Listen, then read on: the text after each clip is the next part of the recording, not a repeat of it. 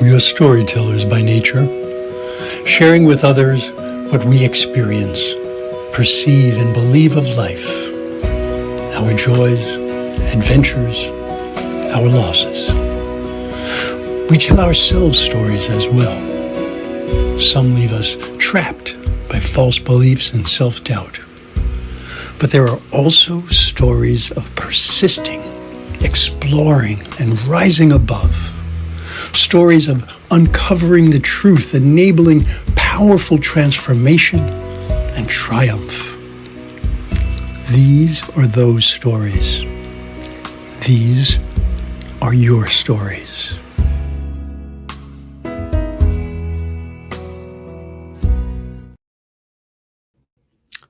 Hello, folks.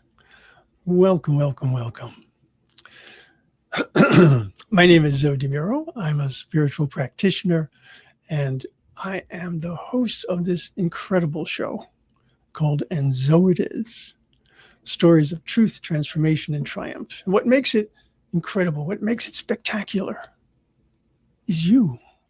It's the people who come onto this show and speak their truth. It's the people who listen and hear and understand the importance of what we do as we co-create our lives. So, as I said, my name is Zoe DeMuro. My pronouns are he and him.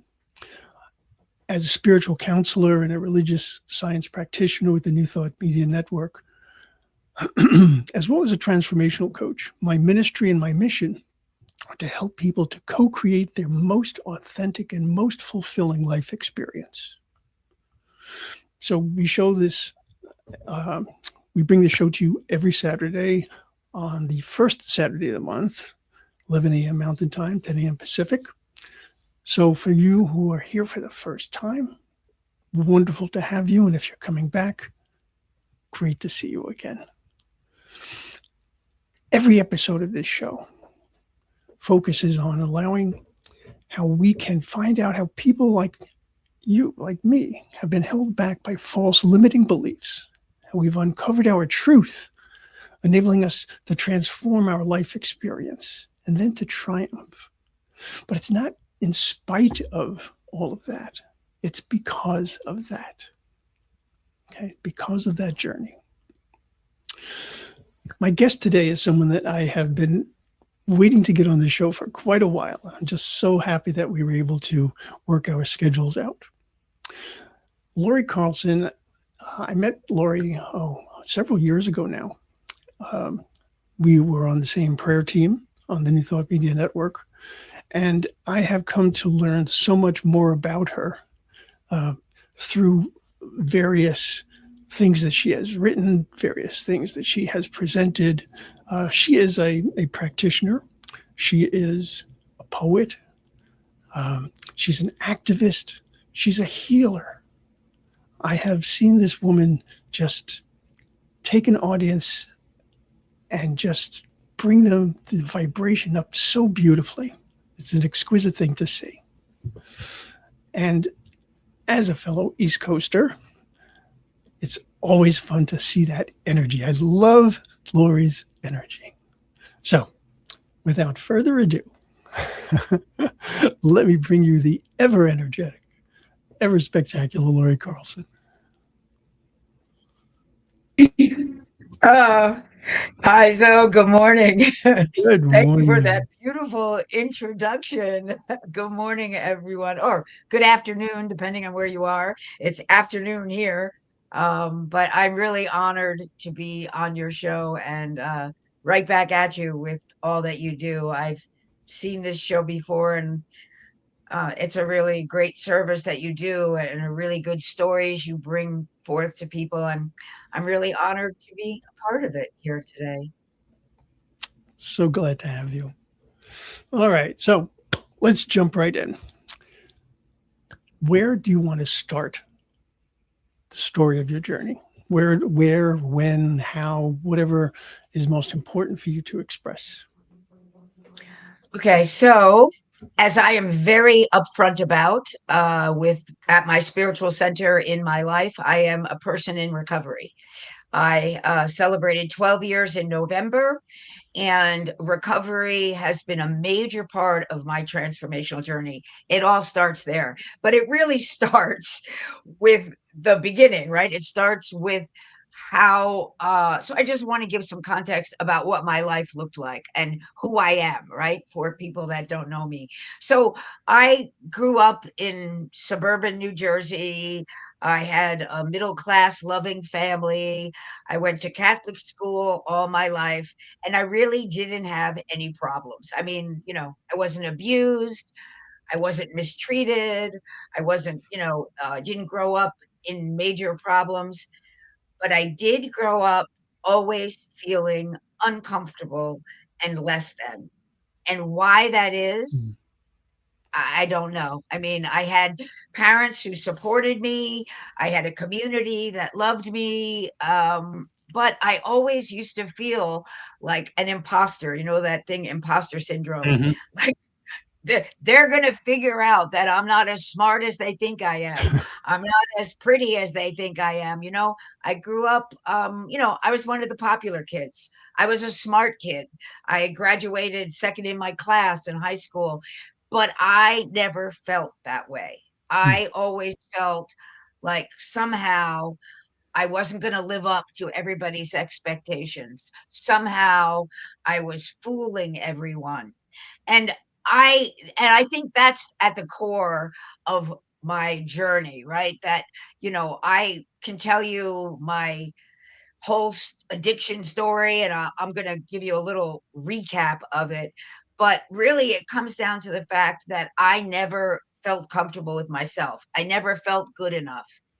And I was always searching for something that would help make me feel better, that would help make me believe in myself. And just say Catholicism didn't do it for me. Loved the ritual and the awe, and there was a certain, especially when it was in Latin, when I was really young, I was a Mhm. flower girl, and I loved all that. I loved feeling the sacredness of it, but it just the it didn't fill my soul, and it didn't make me believe in myself, right? Mhm. It was this God out there. It was something, that told me I was a sinner and I was no good. And that's what I kind of believed anyway, and what I carried with me for many, many years as an addict and alcoholic, So like I said, my story is I was an addict and alcoholic for over 30 years. I mean, when it starts exactly, people always have different versions of that, but I spent very many years running away from myself and trying to do anything to numb that feeling of not being good enough, right? And I remember all the way back to being, young, and I used to play the piano, right? And I played classical piano, and I Mm. mean, I was pretty decent. I practiced and I played, and then I met a friend who could play jazz improv, who could just sit down at a piano and just, play without music, without anything. And I went, oh, hell, I can't do that. And I quit. I was like, okay, I can't be that good. So I'm not gonna do it. I'm gonna give Mm. up. And I had a long history of that because I had this limiting belief, right? That I wasn't good enough. And that came through in so many aspects of my life. And that was really the foundational thing of my a life in addiction, right? Was that I just felt like without a substance, I couldn't survive. I Mm. thought that I needed a substance to make me feel anything, to make me feel good enough, to make me feel, there was a long time in my life when I thought that being numb was as good as it got. If I could just be numb, then that was the epitome of like how good it could be, just to not, to just survive. And, Mhm. um, that was a pervasive limiting belief, right? And I think a lot of people have the belief that they're not good enough, and a lot of people deal with it in different ways. But for me, it led me into years of addiction. And Okay, let me stop you there for a moment. sure, sure. Okay, so it's the way you grew up and the way I grew up are so radically different. Yeah. um, but what I wanted to say was that it's interesting that even with all of your success, it sounds like what you would do is you would be doing these comparisons. So no matter where you were, if somebody was here, then you weren't good or you weren't good enough. And you must have worked awfully hard at trying to find people that were doing more than you were, because it sounds like you were pretty successful. Yeah. Okay. Well, I never considered it successful. So, Mhm. I went to college for a short story I wrote. I got a scholarship to Bard College for a short story I wrote. Yet when I got there, I didn't feel good enough and I didn't feel like I could continue. And at the first opportunity to run off to New York City with my boyfriend, I went and I left college. But it was really, in my mind, it wasn't, I mean, I told myself I was like, being a radical and following, going to the city. But really, when I'm honest with myself, it was not feeling good enough and just running away. And so I wouldn't say that I looked for people to compare myself to. I just never felt like a success. Like you're saying, I had to look for people to feel like less. No, I never felt like Hmm. that. Even when I was playing the piano, other people would tell me I was good, and I never felt it. So I never believed it. I look back at pictures of myself now when I was young, and I say, oh, you were actually cute. Like, you look good in these. And I didn't feel it at the time. Hmm. So it was from that inner place, right? It was, Hmm. it wasn't so much as looking to compare myself, but it was from how it felt inside. Hmm. Hmm. Yeah. And like I said, I really had no reason to feel that way because other people, my family, my parents, my friends, other people were always affirming for me, my talent, my ability. It just, somehow I never really assimilated it or internalized it before, and at that point in my life. Hmm. Makes sense. Makes sense. All right. Yeah. So here you are, person who, on the one hand, is very successful, but on the other, cannot feel it at all. All right. You mentioned the idea of numbness. All right. Mhm. Tell me about that. So, you know, because I didn't feel good in who I was, I felt that feeling nothing was preferable to feeling to Mm. feeling, bad, right? I mean, and so it didn't all happen at once, right? I mean, but after many, many years of chasing a high and chasing numbness, I felt like that was as good as it got. And that was really kept me stuck there for a long time. I mean, I like to say I was a functional addict for a long time because I functioned for many, many years until I didn't. Of course, that's the Hmm. story of addiction and alcoholism. Eventually, it completely takes you over. But for a long time, I did function, and I functioned from a place of numbness rather than from a place of belief or joy, which, is, the later part of my story, which is how I have transformed. Hmm. Because I have come to a place. Well, we'll get to that. All right. So we're going in order of the timeline, right? So I lived in New York City for over 30 years. I was a massage therapist. I was an alcoholic and addict all of that time. And in my story, I had to finally give up, surrender, and move home with my parents, move back home at the ripe old age of 51 and totally surrender because I had just given up. Mm. So, you know, I was very fortunate that I had family and people who believed in me. That's a big part of my story of transformation is that I always had people who believed in me. My parents, they were in denial, but they always believed in me. My sister, forced me into long-term rehab and always believed in me. I mean, I had a boyfriend who passed away a year and a half ago, but who always saw in me more than I could see myself. And I've had ministers and mentors and sponsors and lots of people who saw that in me. And I'm very grateful for that in my life. Hmm. What would you say um, was really the catalyst for change for you?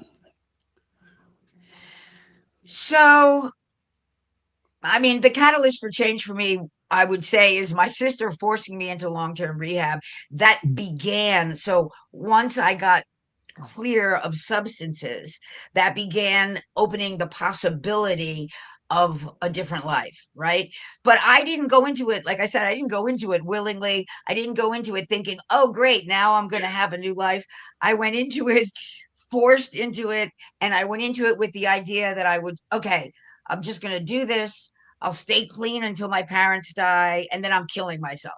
Like that was my mindset because I was so stuck in the idea that there was nothing better.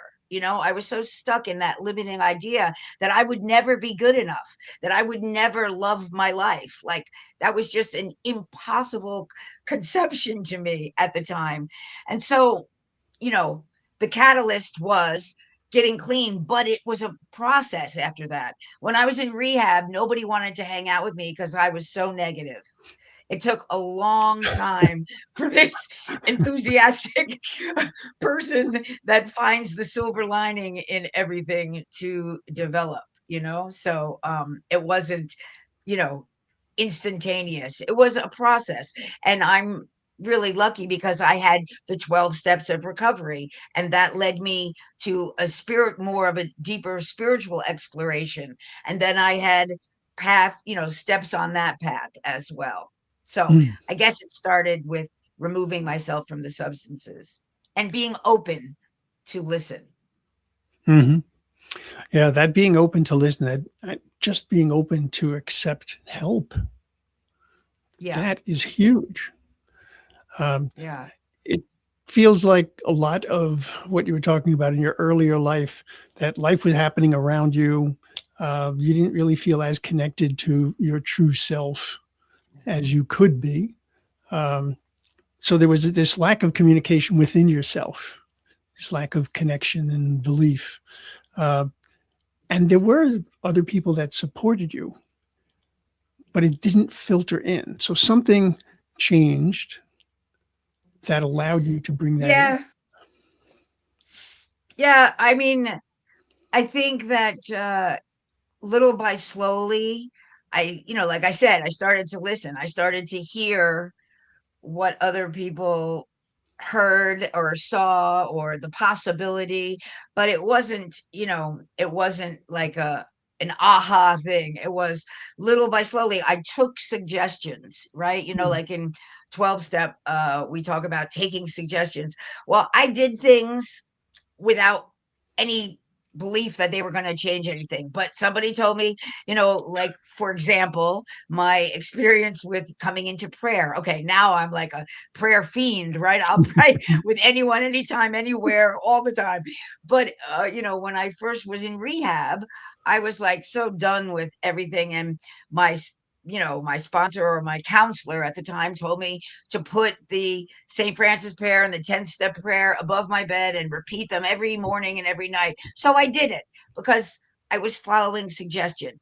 It didn't mean anything to me. It was just blah, blah, blah, blah, blah. But I was willing, I didn't know what else to do. So I was willing to take the actions. And then I have found in my story of transformation that when you take the actions and you repeat the actions, over and over, that it has an effect, right? We know this, and so even not believing in it, I just was doing it and I was going through the motions, and then one day it started meaning something to me. One day it started landing in a different way, and that's been a recurring theme in my journey, because I'm very big on daily practices. Whenever I speak, I talk about daily practices. I have a Mhm. lot of them and I still continue to do them. every day. Okay. So that brings me to another question about um, your spiritual development. So you started off as a Catholic and Mhm. did not find that to be fulfilling. And folks, as I've said before, we are never denigrating anyone's religion on this show. We're talking about our own experiences and how it landed with us. All right. So Catholicism did not feed you the way that you would have wanted. So I understand that you did start to look through other possibilities. Tell me about that. So, I was always looking. I mean, even, back in high school, I was doing, yoga classes and going to Nam Yoho Renge Kyo and, reading all the spiritual, books. And I was always searching, so that's a part of my story, even through my addiction, even through, the haze of all those years, I was always looking for something. Mm. And, and I was willing to try all kinds of things. I just wasn't willing to get sober to try it, but back then. But I was always looking, and I was always there was something in me. There was something in me, even then, that knew there was something that would resonate. Like I never quite gave up looking, so that I think that's a huge thing, because that truth, that there is something, or there is a truth, or there is a spirit or a oneness, that's something that was always present. I didn't know what it was or where it Mm-hmm. was. In AA we call it your higher power. Like I didn't have any concept of it at the time, but there was something in me that kept looking. And I did, when I came into recovery, I, was going to AA meeting. I still go to AA meetings, but I actually went to a reborn Christian church called Liquid Church here in New Jersey. And I was actually baptized there my first year in recovery, just as a symbol of my surrender to a higher power. Unfortunately, it didn't resonate with me after a while, but I was in charge of the infant room there. And I was doing service. I took care of babies, and I loved that. I loved being a part of the service. I loved the music. I loved the community. I loved the feeling that it brought, the feeling tone, right? Michael Beckwith, the Mm-hmm. feeling tone that it created for me. But then Christmas would come, or Easter, and they would, there were certain, things that just, when it was all about Christ doing this for me, there was a disconnect there. And then a friend brought me, while I was still at the halfway house, because my story involves, a long journey of recovery, brought me to the Center for Spiritual Living Morristown for the worldwide peace meditation that they do every December 31st at 7 a.m. All around the world, right? And I was doing meditation.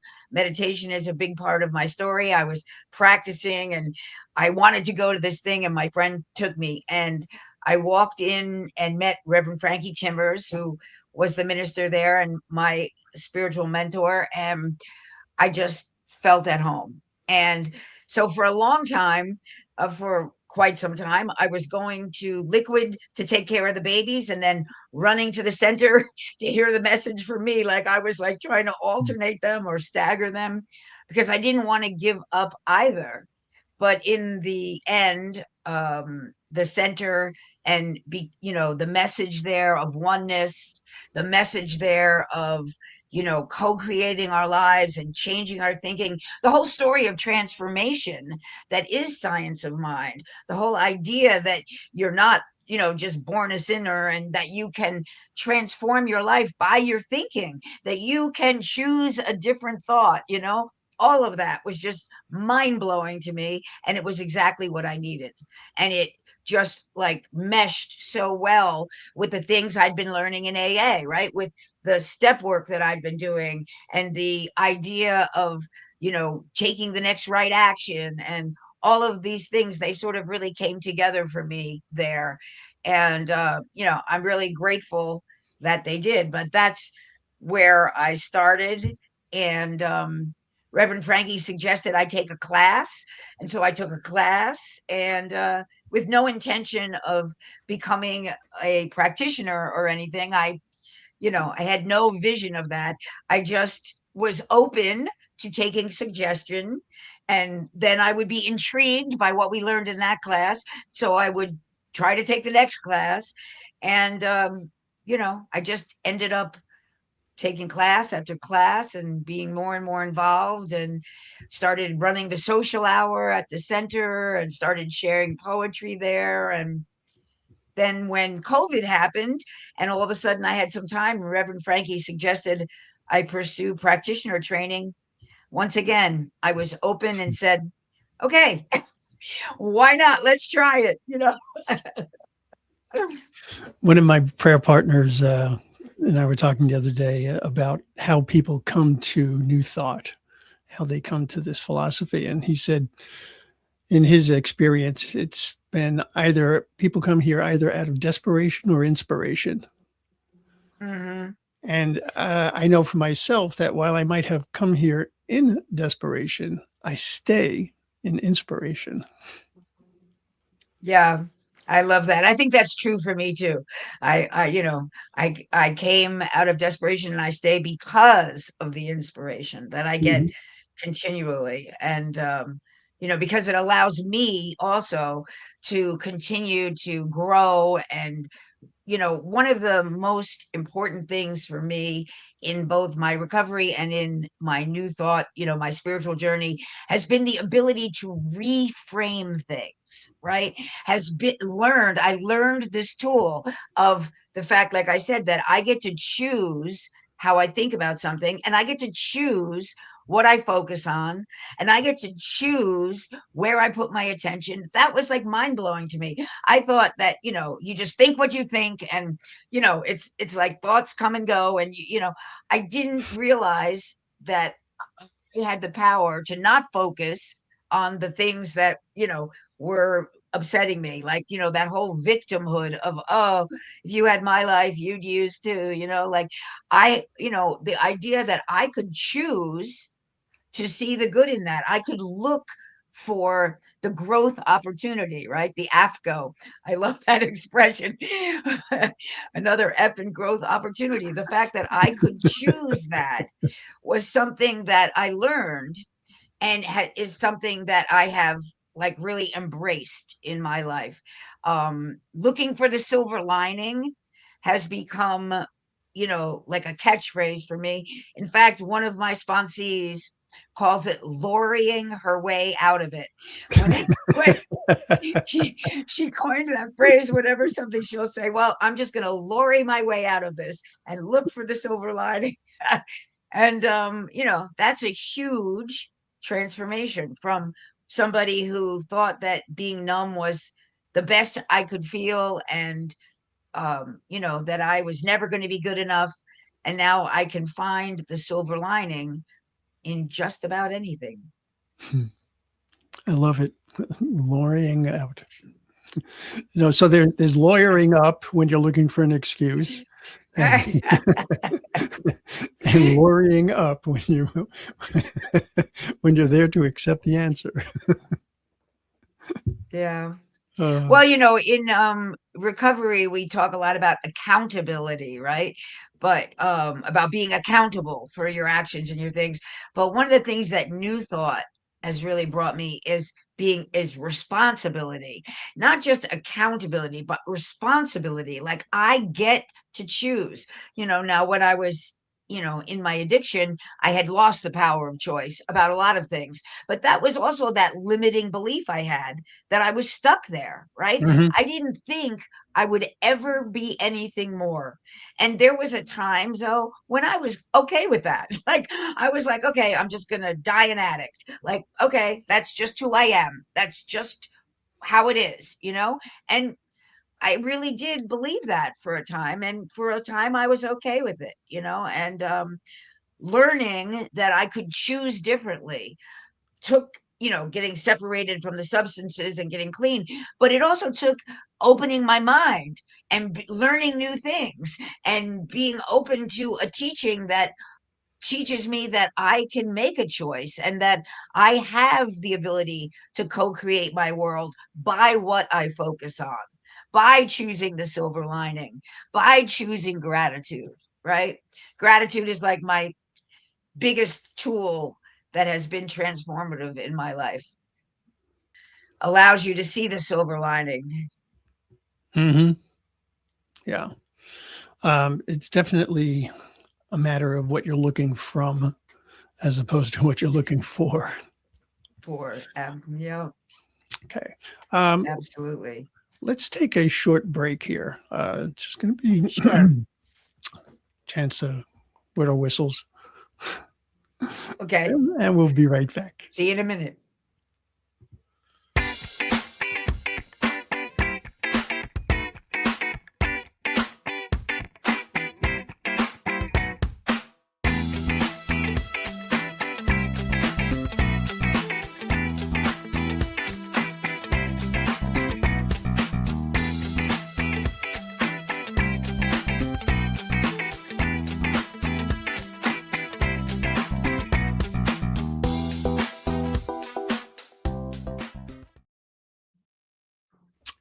And we are back. We are here with Lori Carlson. And Lori, I wanted to ask you about your poetry, because I know that that's a very big part of your life. And it's not something that I heard you mention in your earlier part of your life. So did that come about later? So I said I went to college for a short story I wrote, and I always wanted to be a writer. When I was young, my parents even gave me this like writing course where you got the books in the mail and you sent in your, I mean, back in the old days before there was online. So that was always a dream of mine. But not so much poetry. I was writing stories and stuff at the time. But poetry has become a major part of my spiritual journey, a major part of my creative expression. And I'm now a published poet. I did that. I mean, I achieved that through this process of becoming open to possibility and of stepping out of my comfort zone. Because let me tell you, I may seem like comfortable speaking and, people think I'm very extroverted and outgoing, but that's not really true. I mean, I'm more comfortable home alone with a book than I am at a party. I'm not really comfortable always being with people, but I have pushed myself out of my comfort zone to do that. And I have friends and people in my life that have pushed me to do that. So with my poetry, it's the same. I always, I have books and books and books of stuff I've written, and, I journal and I write. But it was a friend who got me to start reading poetry in open mics. And it was Reverend Frankie who got me to start reading my poetry at the center. And so that helped, give me a little confidence. And even though I still don't have that confidence, what I do have is faith in the fact that I'm expressing my authentic self. So, if it doesn't resonate with someone, I don't worry about it so much. I don't worry about so much whether it's good or bad, all of that judgment that I used to have about, not being good enough. Now I see everything that I do as channeling spirit. I see everything as an expression of the divine. And that allows me the freedom to share it without all that clinging and judgment. Doesn't mean I don't work on it. It doesn't mean I don't, edit or, like work. I mean, but it means that I'm not so focused on the egoics, the ego involved in it, because I see it as an expression of the one. And that has been the major thing in New Thought that's different for me. And so, is that I see myself as part of this bigger whole, as part of this one divine spirit, right? And so as part of that, how can I be less than? How can I not be good enough if I'm a unique spark of this one infinite loving presence? Then I'm good enough just by that, right? And Mhm. so that has been really transformational for me, that understanding and that belief. And it allows me to step out of my comfort zone and do things that I might not have been comfortable doing, or that I definitely wasn't comfortable doing before I believed that. And so, like when I'm doing a talk at my center or when I'm reading poetry, yes, I prepare. Yes, I get ready. But then I trust spirit to speak through me, and with my poetry as well. Um, so that's how it works for me. Mhm. Do you find that that poetry helps you communicate with yourself? Absolutely. Absolutely. There are things in poetry that come to me in poetry that don't come to me in uh, logical, like, thought, that don't come to me in that kind of like factual, intellectual way, but that just come to me as a feeling. And when I read, a lot of times I write poetry as I'm like riding my bike or as I'm walking through the woods. And then when I read it, I understand myself better. Yes, absolutely. Mm. It tells me a lot of times the words, I love words. A lot of times I don't know where they come from. A lot of times they just sort of, like I said, I feel like sometimes it's just a download of spirit. And then I'm like, oh, that's just what I needed to know, or that's just what I needed to understand. And yeah, so it's a beautiful thing for me. Hmm.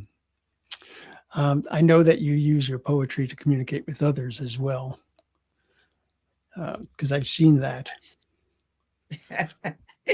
Well, I'm very grateful and blessed that people seem to enjoy my poetry, or some people do anyway. Uh, I feel very grateful for that. That Yeah, that's been an important part for me. And in fact, I have to say, so this story, I don't know if we're quite at the triumph place, but this show is called Truth, Triumph, Transformation and Triumph, right? And I shared with you before the show that I feel like I'm always transforming. So I don't feel like it's any place I've gotten to, or something I've accomplished, or even so much a choice I've made, as just a process that I'm allowing, right? I'm always allowing for a greater transformation. I'm always allowing for a new possibility. But I have to say that in terms of triumph, one of my biggest triumphs is the fact of how I get to show up for people now, how I get to show up in the Mhm. lives of my nieces and nephews, who I was always the junkie aunt, like, and now I'm the one that they turn to when they, want an ear, or when they need guidance. And that for me is like, oh my God, my one nephew and his wife came to my first poetry reading for the book, where I had a piece published in an anthology, and I read, and they drove all the way down from Connecticut just to come. And to me, like moments like that, when my niece calls me to tell me something, I mean, any time that I get to be inspiring to people who, I wasn't there for a lot of their life, it just, that for me is like so amazing. My sponsees, my friends, my spiritual community, I'm so grateful that I get to do that today, and that yeah, showing up for others and being of service. And that all comes from, that thing I talked about not being comfortable in myself, right? Well, today I actually have some faith in myself, because, like I said, I don't see it as just me. I see it as, I see myself. I've come to learn and understand myself as an expression of spirit. And in that, there is freedom and responsibility, because in that, I get to be who I get to be today, and I Mhm. get to feel good about it. Mhm. Yeah, I love that word responsibility because for the longest time, responsibility to me meant obligation. Now, what it Mhm. means to me is my ability to respond, my Yeah, ability to interact with my own life, my ability to interact with the life of others, and in a way that is genuine, a way that is authentic, a way that is beneficial because it's coming from the heart. absolutely. Absolutely. And you're willing to stand in it, like, so the responsibility to me also is, I agree with you. It's, the ability to respond, but it's also the ability to respond with authentic integrity, right? Yes. It's that for me, integrity is a really important part of that, because like I said, for so long I didn't like who I was. I didn't feel good enough. I didn't have any integrity, as a in my years of addiction, I was a liar. I was, I mean, there's so much about that kind of life and that lifestyle that is, not in integrity, right? And so, now um I I'm not going to say I do it successfully all the time, but I try to always come from a place of integrity, from a place of my heart, even when I make mistakes, which I very often do. Even, when I am showing up for someone and maybe I'm not showing up in the right way, I'm doing it from a heart of love. I'm doing it from who I am and from an understanding of that truth today. And that makes that I think that makes a huge difference. Mhm. I'm not just going through the motions, even though I still do my daily practices every day. I still do them. I do my AA meeting every day. I do my prayers. I do my meditation. As you are well aware, I have a daily affirmation practice Mhm. that I do. And so I do all of these things to maintain my willingness to transform and to continue that transformation, right? Mhm. Because like I said, it's not someplace that you arrive. It's a journey, right? Like any it's a spiritual journey. And being open to the next thing, being willing to see how this too can grow me, being willing to take the actions, right? Whatever they are, however small they are, but being willing to take them and taking them over and over and over, and not just once. It's like, I mean, any step is a good step, but the steps that add up are the steps that you take over and over and over, right? So Yeah. that's been a And, big part of my story too. and I want to know that I definitely agree that even though the show is called Truth, Transformation, and Triumph, that it doesn't end at triumph. If anything, it starts at Yeah, triumph for the next part of it because it gives you yeah, that energy, it gives you that belief, it gives you that confidence, and all it takes is to be able to feel the success for however small something might be, whatever it might be. I've had clients that I've worked with who said, "Well, I don't know that I'm willing to do such and such, but I'm willing to be willing." I said, hmm "That's fine. That there's a triumph right there."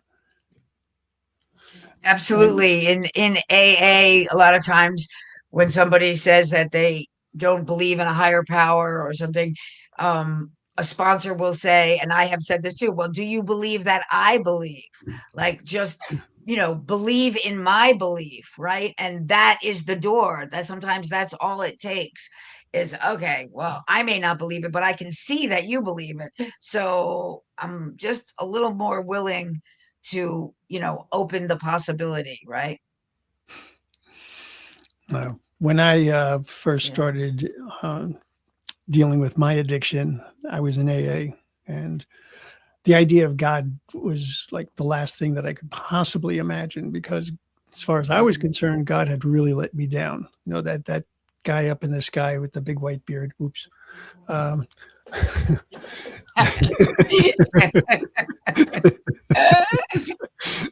deciding whether or not I had done anything right or wrong, and I was going to burn in hell or I was going to, be floating with the angels.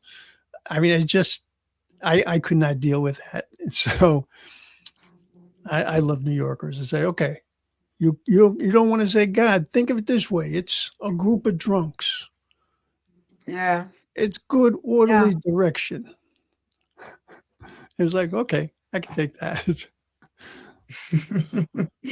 Yeah. I mean, so, and another thing that you often hear in the rooms is it's anything other than you, which is, as long as it's not you, right? It's a power greater than you. So even if it's the community, and that's interesting because coming into New Thought from a place of recovery where you are not, it's like there's a higher power and it's not you. That's what you're taught. That's what, we believe. And then I come into New Thought and it's like, wait.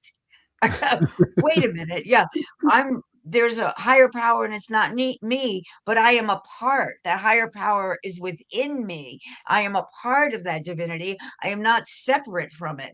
And that was another huge transformational part of my journey, because the idea that, that's that lack of separation, the idea, I believe in the oneness of all life, right? I believe in the oneness of spirit expressing in all its myriad forms, and allowing for that possibility, understanding that was really huge, because then it allows me to reframe. It allows me to be grateful. It allows me to listen to others, right? I mean, to hear what other people are saying and where other people are coming from. As you know, that's a huge part of being a practitioner, being able to mirror back to others their own inner divinity, right? That's like Mhm. even when they don't believe it, even when they don't see it.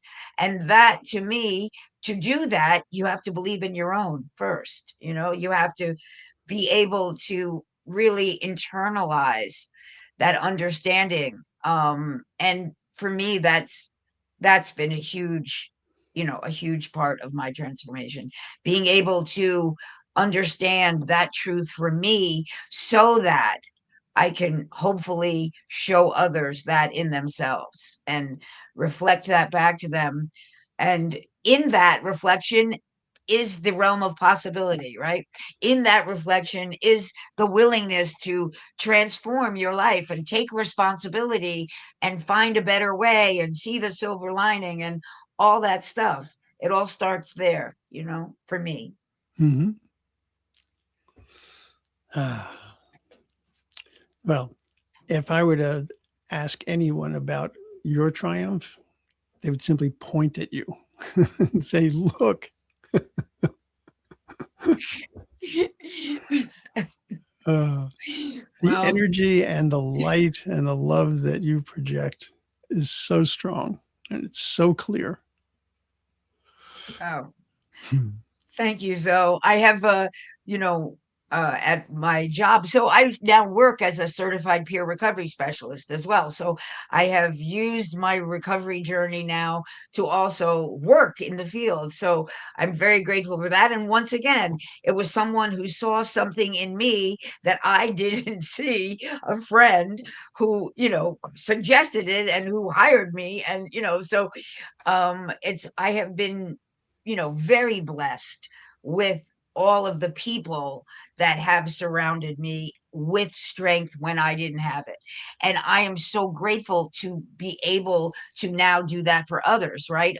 In every aspect of my life, as a sponsor, as a peer, as a community leader in my spiritual community, as a friend in my family. Like, I'm so grateful that I get to do that because other people did it for me, and they did it for me because I allowed it to, so that's Mhm. part of that responsibility thing. I had to understand that you have to allow and you have to receive, right? You have to accept. And so one of the things that people say about me is that enthusiasm is my superpower, and I have come to own that. I used to want to be the calm Zen energy that walked into the room, that when I walked into the room everyone would just go, ah, that's never going to be me. It's not me. And I've come to embrace the fact that I bring a different energy, but I do bring an enthusiasm, and I do bring a positive, uplifting energy. I know that because, like I said before, I choose to look for the good. I choose to not wallow in whatever the circumstances. Um, I've had a lot of loss and struggle in my life, and I'm not saying it was easy or painful. It was. I mean, I'm not saying it was easy or not painful. It was painful, and it continues to be. But I do choose to be grateful for the times that I had with those people that I've lost. I do choose to be grateful for the lessons I've learned and for the opportunities. You know, like I said, I lost my boyfriend a year and a half ago, and I try to see how even that has transformed me. It has allowed me, it has forced me to step up and do the things he used to do for me. It has forced me to to embrace parts of myself that I didn't need to before, or that I didn't before. And so I tried to focus on that you know, when the grief comes and when the loss is really um close to the surface. I tried to Yeah. say, okay, but how lucky am I that I had him, and that now this experience is allowing me to grow in different ways. I try Mhm. to do that with everything in my life. It's not always easy, but I feel like it is the spiritual journey, right? To make that shift, to choose, okay, this may suck right now, how this feels, but here we go. This is what new thought is, right? I get to choose how I respond. Like you said, how am I going to respond? Am I going to respond by feeling sorry for myself? Or am I going to respond by seeing how this can grow me, as painful as it may be? And it often is. But it, I know for truth that growth is always possible. It's been my experience. Mhm. Yep. And it's the most amazing part of it is that there's no limit. Yeah. There is Yeah. no limit. I have a That's friend who always prays, the end of his prayer is that this or something greater. or something. Yeah. Yeah. We only limit ourselves with our own thinking, right? So with our own beliefs, it's done unto you as you believe. I today I believe in infinite possibility. Mhm. I didn't always, I certainly didn't most of my life, but I do believe that today. I really do. I believe that all things are possible if you care about them enough, if you're willing to do the work, if you're willing to believe, if you're willing to accept help, if you're willing to allow for a greater possibility, if you're willing to reframe and grow from things. Yeah, I really do believe that. And what a magnificent change that is, to really believe that. I mean, Mhm. it's not just words for me at this point. I really, I really believe that. And that feels really good. That feels like a triumph right there. So that's a Mhm. triumph to have really internalized that and to really believe that. Absolutely. Absolutely. When you talk about the comfort zone, I'm wondering if it would be Mm, helpful to think of it as a discomfort zone because it's what keeps us locked in. We yeah. refer to it as if it's this wonderful thing, and what it actually is it's a boundary that we've created for ourselves. I And had it's a what keeps us stuck. Yeah. Yeah, yeah. I had a mentor who Yeah. used to say, "Okay, so I want you to think of your life as being inside this envelope, and find the corner of the envelope where you're pushing and pushing and pushing the most, the place where you're resisting the most. He said, that's exactly where you want to break out. He said, look for the place of greatest resistance. And, you know, when I did my very brief intro for you, I mentioned that you're a healer. The reality it is, you're a revealer. Yeah, I like that. I'll own that because I believe, I do believe that, everyone knows their own truth. They just maybe haven't learned how to hear it or how to discover it or how to, so yeah, I do believe that. That's part of what I believe, that that inner connection, that inner wisdom, that intuitive guidance is available to each of us. And, part of what I try to do is to just mirror that back to you so that you can so your own inner glory is revealed, right? That your own authentic integrity and your own magnificence, because we are all magnificent expressions of spirit. Some of us just don't know it. Yeah. And I know something about that because I didn't know it for most of my life. I'm 67 years old and I've only been sober 12 years. And, I've only been in this teaching for about 9. So, most of my life, I did not believe that or know that or understand that. So this is a huge shift for me. And it's a glorious one. And it's one that brings me joy and brings me happiness and brings me the ability to share that. I'm so grateful that I get to share my experience, strength, and hope, as we say in 12 steps. And that a lot of that is about joy. A lot of that is about gratitude. A lot of that is about being of service. A lot of that is about being mindful and showing up and responding rather than reacting, and all the things we've talked about here today. And I just feel forever blessed. And I feel that you are a blessing. Thank you. And I'm so grateful that you were able to come to the show and share with us. It's just been marvelous, absolutely marvelous. Thank you so very, very much. Thanks, so. Thanks for having me. So, folks, as I mentioned at the very beginning, this is your show. All right. I would love to have you on this show to talk about your transformation, to talk about your triumphs, and anything that lifts your life. It doesn't have to be world-changing events, but anything that lifts your life, that is a worthwhile triumph. That's what we're looking for. So if you would like to be my guest, let me put this up here. You can reach me here at zodemiro@gmail.com.